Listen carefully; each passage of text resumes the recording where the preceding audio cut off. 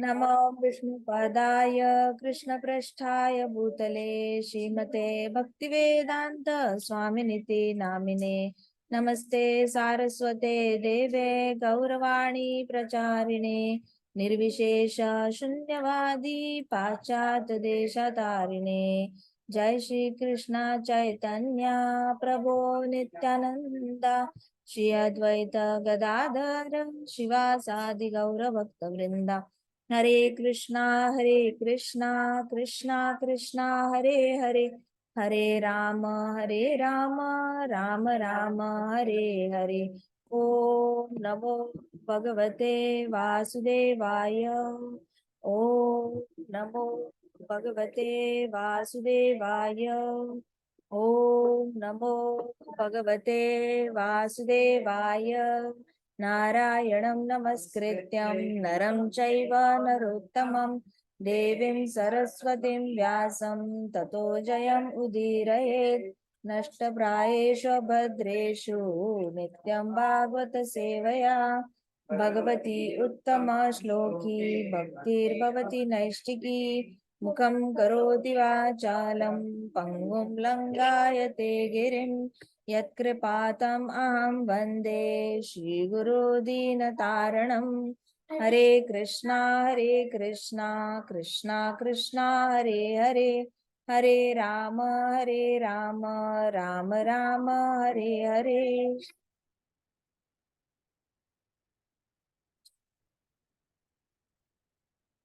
तो सारे ब्राह्मण जो थे, ऋषि मुनि थे, वो चले गए सुनीता माता के पास। सुनीता माता कौन है? किंग वेन्ना की मम्मा। उसके पास चले गए और वहां पे sages then return to their Hermitage.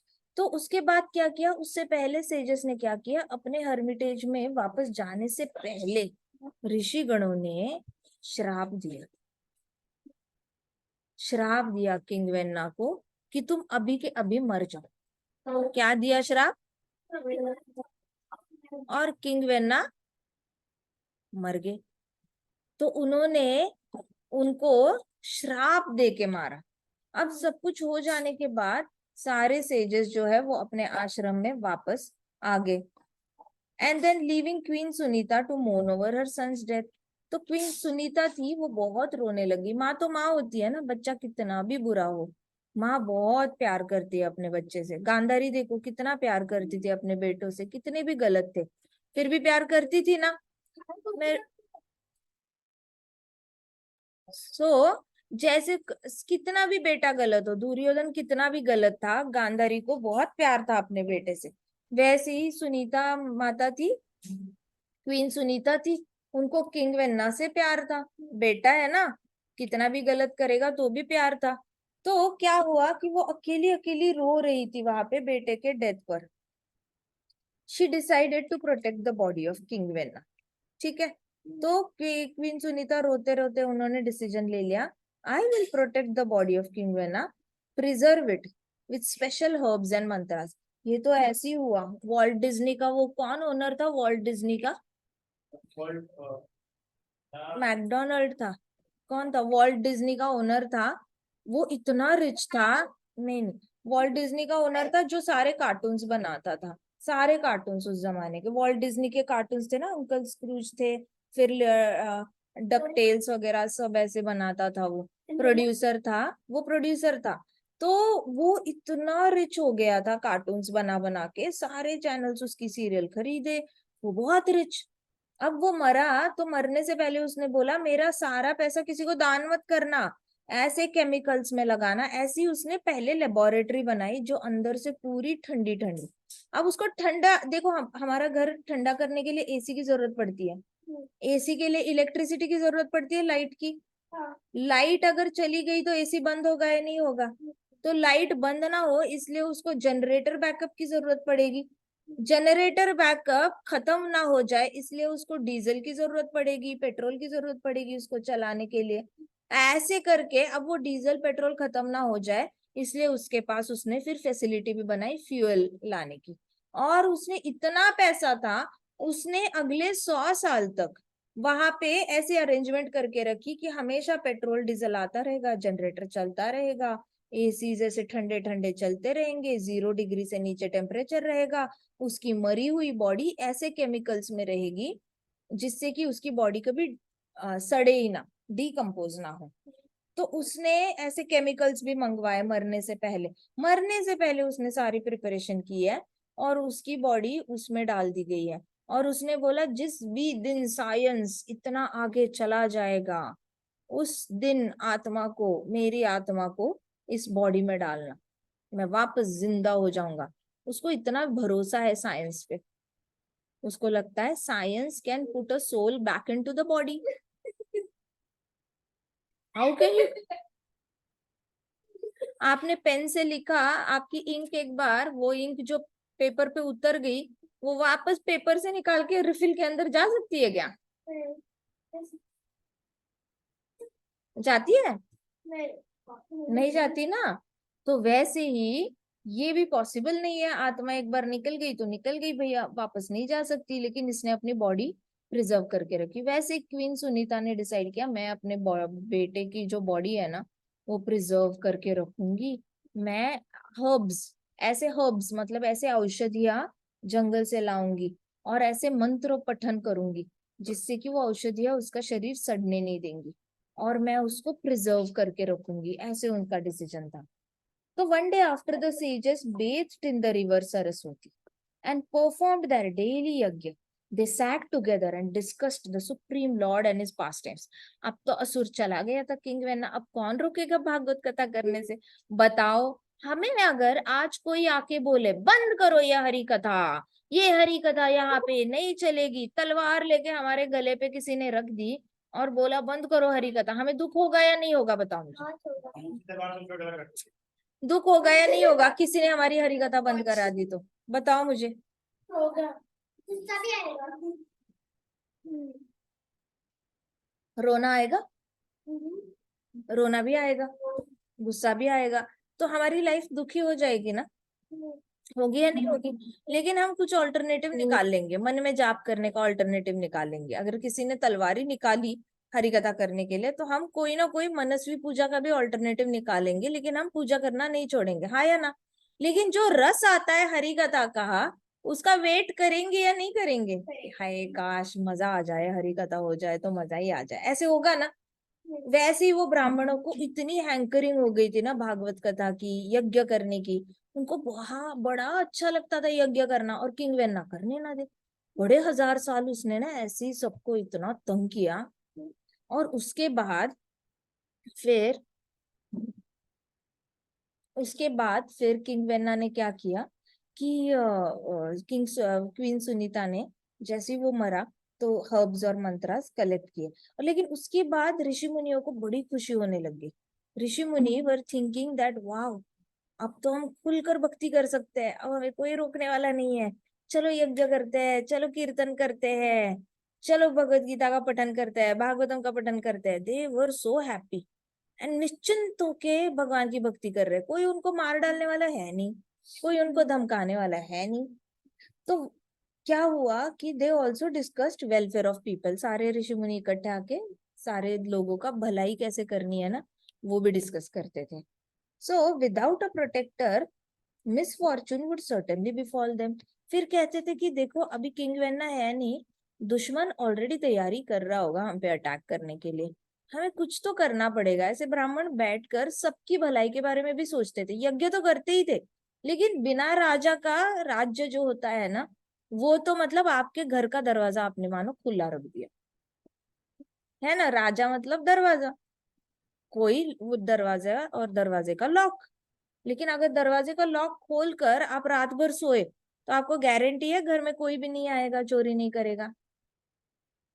वैसा राज्य हो जाता है बिना राजा के। तो सेजिस को बीच बीच में बड़ी चिंता होती थी, कहते भी थे हमारा राज्य बिना किसी प्रोटेक्टर का है, कुछ तो प्रॉब्लम पक्का आएगी। लेकिन वो कृष्णा को प्रे करके फिर एक दूसरे में हरि कथा करके अपने आप को प्रोटेक्ट करते थे। सोचो जब उनके पास कोई प्रोटेक्शन नहीं होता था तो क्या करते थे? हरि कथा करते थे। हमने कोविड में क्या किया था? हमने कोरोना के टाइम पे अपना रक्षण कैसे किया था? शाबाश। हमें जब डर लगता है तो हम क्या करते हैं? हरि कथा करते हैं। और हम कौन सी आरती करते हैं? नरसिम्हा आरती करते हैं। और नरसिम्हा आरती सुबह भी करते हैं, शाम को भी करते हैं, हाँ या ना? हाँ या ना? So we know what to do ना व्हेन वी आर स्कैर्ड। तो सेजेस को भी पता था क्या करना है जब डर लग जाए तो उनको पता था राजा नहीं है। जब राजा नहीं है तो प्रजा किसको शरण चली जाएगी? सुप्रीम राजा को। सुप्रीम राजा कौन है? कृष्ण। बस। So as if to confirm what they were seeing, they saw a dust storm in the distance caused by thieves and rogues running about plundering the citizens. सोच ही रहे थे कोई राजा होना चाहिए, इतने में उनको आंधी तूफान ऐसे लगा, ऐसे हवा में धूल मिट्टी उड़ते हुए दिखी। धूल मिट्टी उड़ रही थी तो देख रहे थे कि चोर और सारे उच्चक के घोड़े पे बैठ के, ढेर सारे चोर उच्चक के घोड़े पे बैठ के धूल उड़ाते उड़ाते मतलब पूरे किंगडम में दौड़ रहे हैं और जाते जाते चोरियां करते जा रहे हैं, लोगों का घर लूट के जा रहे हैं, जितना भी अनाज है, गोनियां है, वो कैप्चर कर रहे हैं, औरतों को कैप्चर कर रहे हैं, छोटे बच्चों को कैप्चर कर रहे हैं, सोना चांदी सब निकाल के जा रहे हैं। घर में बच रहा है कौन? बूढ़े और जवान, that's it. No ladies, no बच्चास, नो अनाज, नो सोना, नो चांदी। काम पे लगाएंगे लेबर। लेडीज को काम पे लगाएंगे लेबर। सो एज इफ तो विदाउट अ प्रोटेक्टर, इतने में उनको देखा कि डस्ट स्टॉर्म ऊपर आ रहा है, thieves and rocks running about plundering the citizens. Plundering the citizens मतलब पूरी लूट मचा रखी थी बहुत ज्यादा क्वांटिटी में। अभी मतलब पता है बाहर के देश से कोई आने की जरूरत नहीं थी किंगडम को खराब करने के लिए। अपने ही देश के लोग अपने ही किंगडम को खराब कर रहे थे। उनको तो फ्री टिकट मिल गया था कि नो लॉ, कोई लॉ नहीं है, कोई ट्रैफिक पुलिस नहीं है, कोई पुलिस नहीं है, कोई जज नहीं है, कोई लॉयर नहीं है, खुला क्राइम करो, कोई आपको पनिशमेंट नहीं करेगा। तो इतना कॉन्फिडेंस बढ़ गया था इन लोगों का कि ये लोग गलत गलत काम करने वाले और ज्यादा कॉन्फिडेंस से गलत करने लगे। What should be done now? What should be done now? सारे एक दूसरे को ऐसे देखने लगे ब्राह्मण। उन्होंने ही किंग वेन्ना को सिलेक्ट किया, उन्होंने ही किंग वेन्ना को एडवाइस किया। किंग वेन्ना ने नहीं सुना, उन्होंने ही किंग वेन्ना को मारा। अब उनको लगने लगा कि अब ये सारे चोर उचक के जो पाप कर रहे हैं ना, उसका भी सब गलत गलत उन्हीं के सर पे फूटने वाला है। कितने पाप वो अपने सर पे लेंगे वो लोग। उनको पहले ही बताया कि मिनिस्टर्स ने बोला था किंग वेन्ना को राजा मत बनाओ, लेकिन इन्होंने क्या किया? किंग वेन्ना को राजा बना दिया। बनाया नहीं बनाया? उसका पाप चढ़ गया। किंग वेन्ना ने ब्राह्मणों को मारना शुरू किया और सारे इनोसेंट लोगों को मारना शुरू किया। उसका पाप किसको लगा? ब्राह्मणों को लगा। किंग वेन्ना को वापस मारा, उसका पाप किसको लगा? अब किंग वेन्ना ही नहीं है, अब अंदर के सिटीजन्स इनोसेंट लोगों को मार रहे हैं और उनको लूट रहे हैं, उसका पाप किसको लगेगा? See, that is what is the power of responsibility. जब आपके पास पावर होती है ना, आपको बहुत सोच समझ के डिसीजंस लेने पड़ते हैं। सो आपस में बोलने लगे अब क्या करे क्या करे, हमारे हाथों से पाप तो बढ़ा जा रहा है, कर कोई और रहा है लेकिन अपना पाप बढ़े जा रहा है। So that is the science. आपको इतनी बड़ी जिम्मेदारी जन्म से, सोचो बड़ा भाई है और उससे 3 साल बाद छोटा भाई जन्मता है। अगर माता पिता बड़े होने के बाद माता पिता जल्दी भगवान के पास चले जाते हैं और तब छोटा भाई अगर अधर्म के रास्ते पे जाता है, उसका पाप किसको लगेगा? बड़े भाई को लगेगा या माता पिता को लगेगा? बड़े भाई को लगेगा।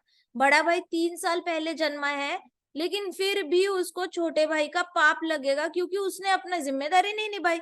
उसको धर्म के रास्ते पे चलने के लिए रेगुलरली उसको गाइड नहीं किया, रेगुलरली उसको डिसिप्लिन नहीं किया। एक तो खुद भी करना चाहिए लेकिन उसको भी गाइड करना चाहिए। अब जो भी छोटा भाई पाप करेगा वो बड़े भाई पे आएगा क्योंकि you are born with a responsibility, you are born with a power. अब आप जन्मे ही हो लीडरशिप के पोजीशन पर और आप ये नहीं बोल सकते ना कि मुझे रूल्स नहीं पता। बोल के फायदा क्या? ट्रैफिक पुलिस पकड़ेगा और आप बोलोगे मुझे रूल ही नहीं पता, ट्रैफिक पुलिस बोलेगा ठीक है निकालो 500 रुपए, कोई बात नहीं, नहीं पता ना, आगे से याद रहेगा। ऐसे यमराज जी बोलेंगे ठीक है चलो चलो नर्क चलो, चलो चलो यहाँ पे इसको काटो, हाथ काटो, पाव काटो, इसने अपना धर्म नहीं निभाया है। तो युधिष्ठिर महाराज इतने सीरियस थे ना अपने 4 भाइयों को लेकर। युधिष्ठिर महाराज ने अपने 4 भाइयों को कभी कुछ गलत नहीं करने दिया। इवन व्हेन भीम ने कसम खाई थी ना कि मैं 100 कौरवों को मारूंगा, उनका खून पी जाऊंगा, कसम खाई थी ना मैं इन सबको मारूंगा और इनका खून पीऊंगा। तब भी युधिष्ठिर महाराज ने उनको गलत काम करने से रोका नहीं, क्योंकि उनको पता था उसके पीछे रीजन क्या है। अगर भीम नहीं मारेगा तो कोई भी नहीं मारने वाला उन 100 भाइयों को। और फिर इन 100 भाइयों ने चोर उचक्का बनकर पूरा हस्तिनापुर का बुरा भला करना था। तो युधिष्ठिर महाराज ऑलवेज मेड श्योर कि कोई भी एक्शन हो रही है ना वो धर्म के हिसाब से। तो बड़ा भाई बड़ी बहन के ऊपर जिम्मेदारी आ जाती है नेचुरली। तो ये मत समझना कि एज अ मदर रिस्पॉन्स, आप कभी बड़े हो जाओगे, मदर बन गए तो क्या है, ठीक है लाइटली ले लो, कैजुअली ले लो, क्या फर्क पड़ता है, हाँ ऐसा लगेगा। लेकिन यमराज जी से जब मुलाकात होगी तब सारी केयरलेसनेस निकल आती है अच्छे से। वैसे ही अभी ब्राह्मणों के ऊपर जिम्मेदारी थी, जन्म से ही ब्राह्मण कुल में जन्म लिया है उन्होंने, तो उनके ऊपर जिम्मेदारी होगी या नहीं होगी? हाँ या ना? अब जन्म से ही you are born in such a nice family, you have responsibility, तो उसका भी भुगतने के लिए भी रेडी हो जाना चाहिए अगर जिम्मेदारी नहीं निभानी तो। यस और नो? यस और नो? है ना? हाँ ना? ध्रुव महाराज जन्मे यस थे किंग माता। उत्तानपाद को, ध्रुव महाराज जन्मे थे किंग उत्तानपाद को, और ध्रुव महाराज बोलते किंग उत्तानपाद को कि मैंने नहीं संभालना आपका किंगडम। कोई और कोई अच्छा बोलता ध्रुव महाराज को? नहीं बोलता ना? बोलता है नहीं बोलता? सो गए क्या नहीं इंटरनेट के बोलता। बच्चे? हाँ नहीं बोलता माता जी। नहीं ना। आपको तो, आप जिम्मेदारी, आप राजा के घर में जन्मे हो, आप राजा का काम नहीं करोगे तो क्या प्रजा का काम करोगे? चलो किंग उत्कल ने, प्रिंस उत्कल ने तो ब्रह्मचारी आश्रम एक्सेप्ट कर लिया था, वो अलग बात है, वो भक्ति में चले गए। लेकिन जिसने भक्ति भी नहीं अपनाई, जिसने राज्य संभालने की जिम्मेदारी भी नहीं ली, उसको क्या कहेंगे? भगौड़ा कहेंगे, कॉवर्ड कहेंगे, और उसकी अपकीर्ति होगी या नहीं होगी? सो वैसे अभी होगी ब्राह्मण, माता जी। हाँ वैसे ही ब्राह्मण अभी चिंता करने लगे, हमारा नाम तो बड़ा खराब हो जाएगा, हमें तो पाप हो जाएंगे।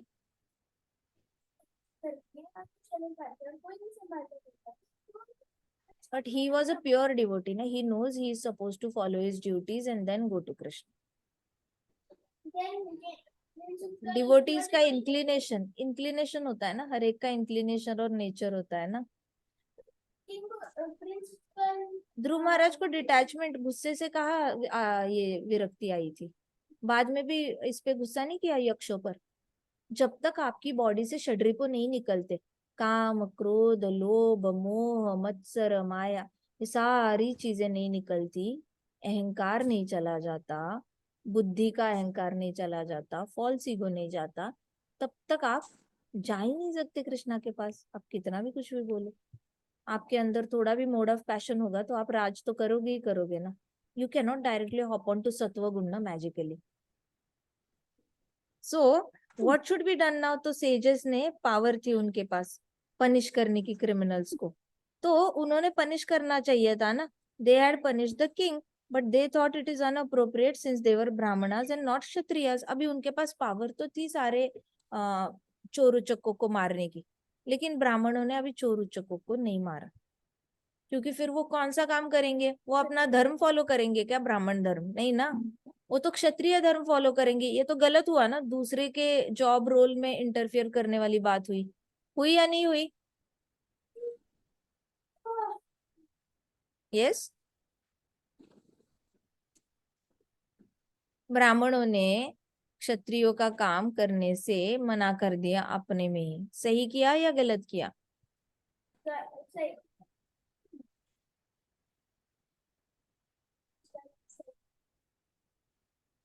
बताओ, सही किया या गलत किया?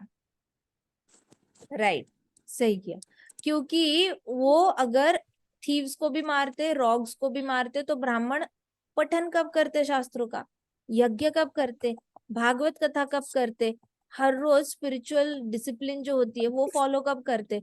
तो वो अपना जो नेचुरल धर्म है वो छोड़कर क्षत्रिय धर्म फॉलो करते, तो ये गलत था। तो इसलिए ब्राह्मणों ने सोचा नहीं नहीं, क्षत्रियों का काम हम ब्राह्मण करना गलत है। अब उनको बस एक ही काम करना था, राजा को फाइंड करना था, कोई एक एलिजिबल राजा देखकर उसको सिंहासन पे रखना था। So Brahmanas they were meant to aloof from such thing, it was their duty not to neglect the welfare of people. उनकी ड्यूटी है कि लोगों का भले को निग्लेक्ट ना करे। जैसे अभी आप देखते हो इस्कॉन में भी जितने भी लोग हैं जिन्होंने शास्त्रों का पठन किया है, क्या वो अपनी ड्यूटी निग्लेक्ट करते हैं? ऐसे कभी देखा है? जिसने भागवतम पढ़ा है, भगवत गीता पढ़ी है, वो लोगों को नहीं बताएगा? नहीं ना।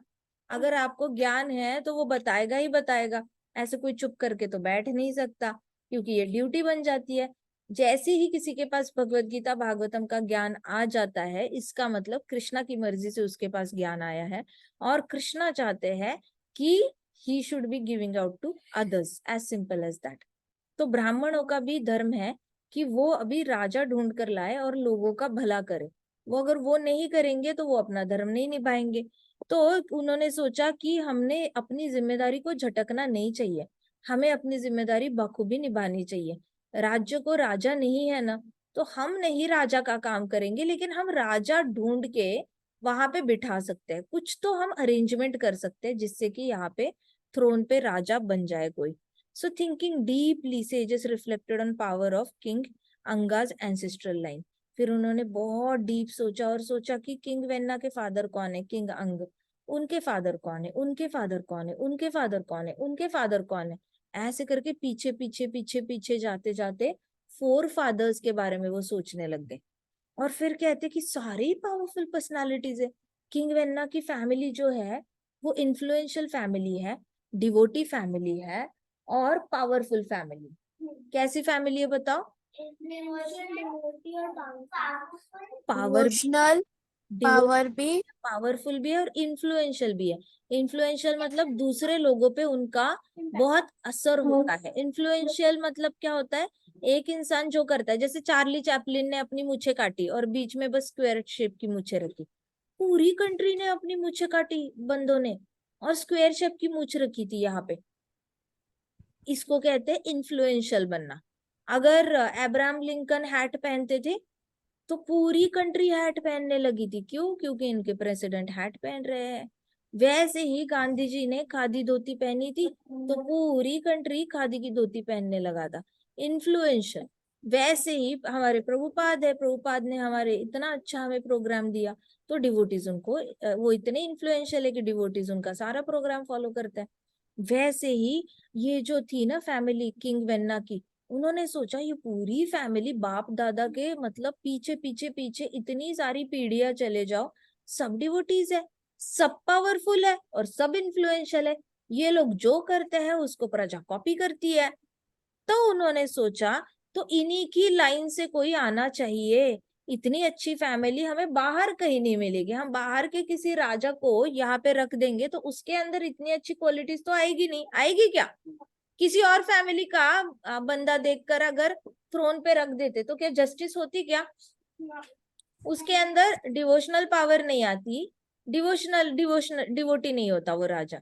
अगर डिवोटी होता तो पावरफुल नहीं होता। अगर डिवोटी और पावरफुल होता तो इन्फ्लुएंशियल नहीं होता।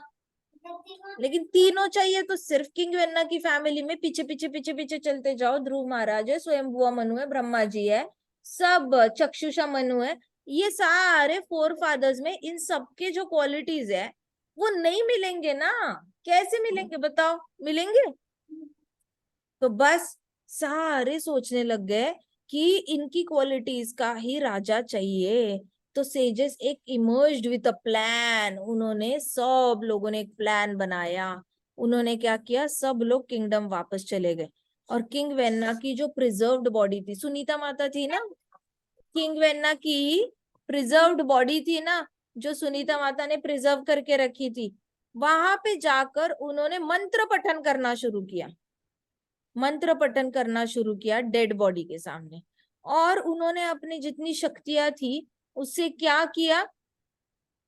राइट हैंड काटा और उसको ऐसे ये करते हैं ना दही से मक्खन निकालते हैं, वैसे किंग वेन्ना के थाई पे रखा और सब ने रोप लगाई और ऐसे ऐसे मंथन करने लगे उसके थाई से। ऐसे ऐसे तो मानो कि हाथ का ये आम कटा हुआ पाव पे रखकर ऐसे ऐसे ऐसे ऐसे उसको मंथन कर रहे हैं, मक्खन निकालते हैं ना, वैसे वैसे सारे ऋषि मंत्र पठन करते करते कर रहे हैं।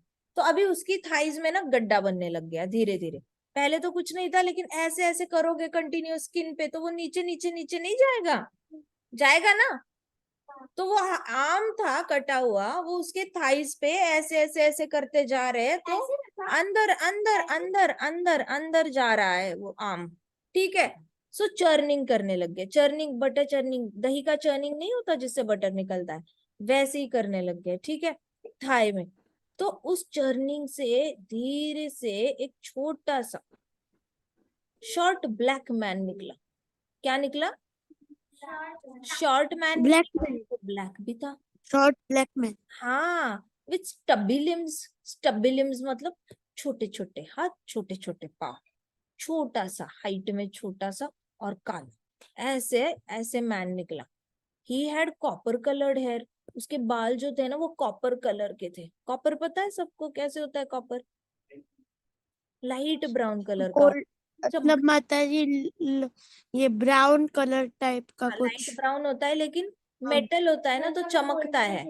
तो हाँ। वैसे वाले उसके बाल थे, और आंखें लाल थी, रेड रेड आईज थी, फ्लैट नोज था, चपटा नाक। चपटा नाक था, गुटका था, बौना था, छोटे हाथ थे, छोटे पाँव थे, आंखें लाल थी, कॉपर वाले बाल थे। जैसे आजकल लोग बड़े ये करते हैं ना, कलर करके आते हैं पार्लर से बाल, तो वैसे वाले उसके कॉपर कलर के बाल बनाए थे उसने। वैसे बाल वाला छुटकू सा निकला, जिसका नाक चपटा था एकदम। किसकी तरह चपटा? किसका नाक होता है? फ्रॉग का होता है? फ्रॉग का तो नाक ही नहीं होता। तो ड्वार्फ मैन बहू का boat down and asked submissively. अब उसका नाम था बहू का। वो ड्वार्फ था। ड्वार्फ मतलब जिसकी हाइट बढ़ना ही बंद हो जाती है। छोटे में वो जितना होता है उतना ही, 50 साल का हो जाएगा तो भी उतनी ही हाइट होगी, उसकी हाइट बढ़ना बंद हो जाती है। इसलिए आपके मम्मी पापा पीछे पड़ते होंगे, एक्सरसाइज करो, योगा करो, लटको, बास्केटबॉल खेलो, कुछ तो खेलो, लंबे हो जाओ, खाओ खाओ खाओ, ऐसे करते हैं, क्योंकि nobody wants anybody to be like that dwarf. तो ये बहू का था। वो बो डाउन किया और उसने सबमिसिवली पूछा, बड़े ही सबमिसिवली, विनम्रता से पूछा, sir what shall I do.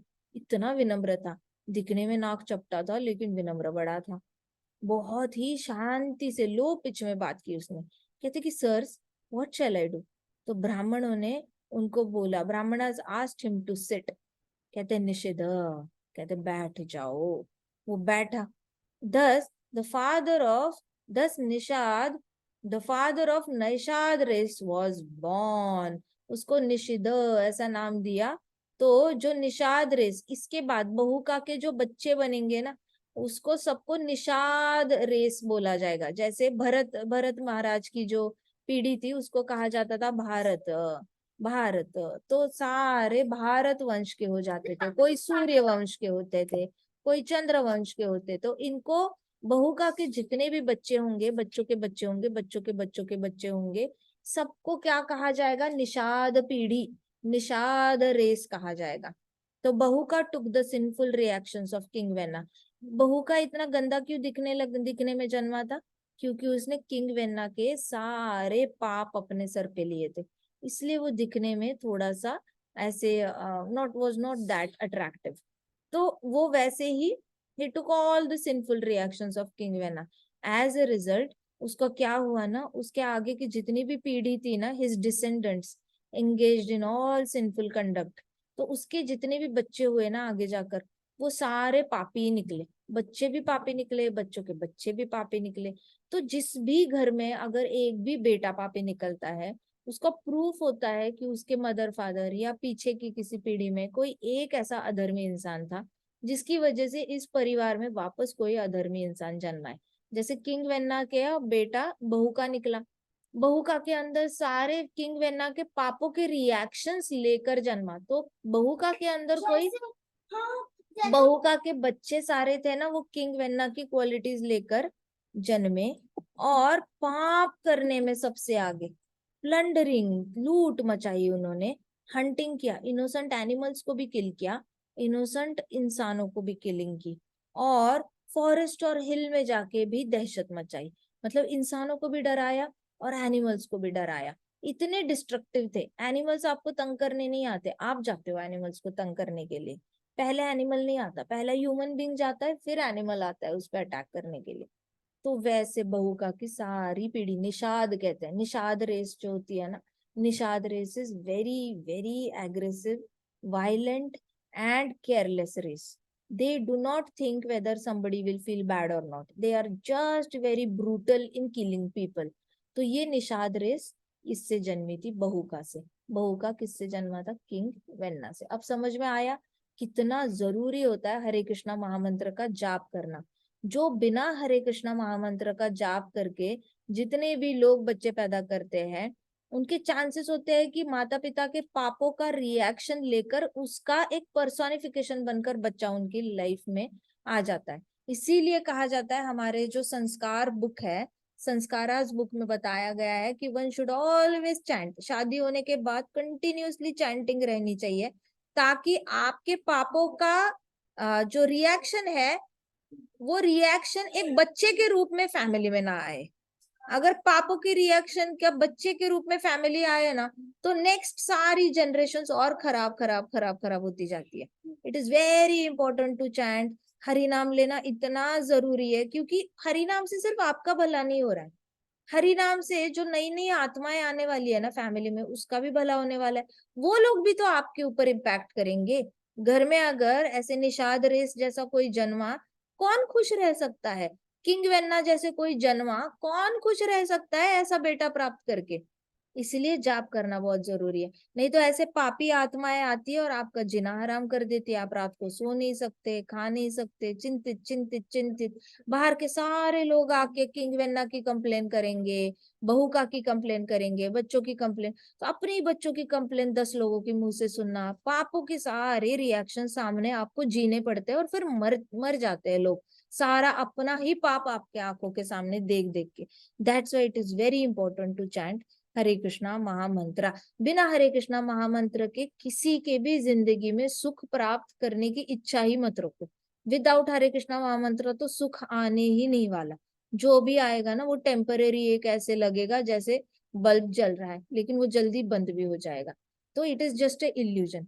ठीक है। ग्रंथराज श्रीमद् भागवतम की जय, श्रील प्रभुपाद की जय, श्री श्री राधा श्याम सुंदर की जय, श्री श्री कृष्ण बलराम की जय, वृंदावन जय धाम की जय, छोटे जय छोटों की जय। हरे जय कृष्णा कृष्णा कृष्णा हरे हरे, हरे राम राम राम हरे हरे। हरे कृष्णा महासंकीर्तन यज्ञ की जय। जय